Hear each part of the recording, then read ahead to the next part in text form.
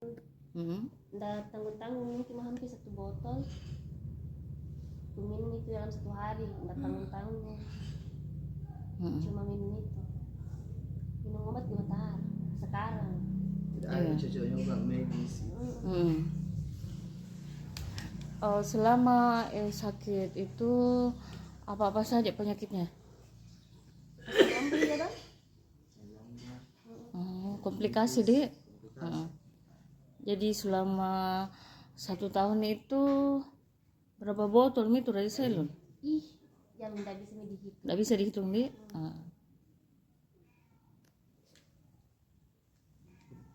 Terus kalau misalnya sekarang pergi berobat itu dokter bilang apa?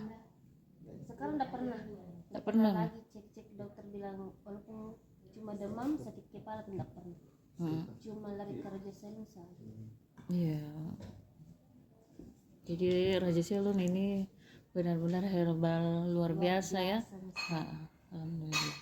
1 tahun. 1 tahun puasa begitu, tidak bisa balik. Bronkitis ya. Malah komplikasi ya.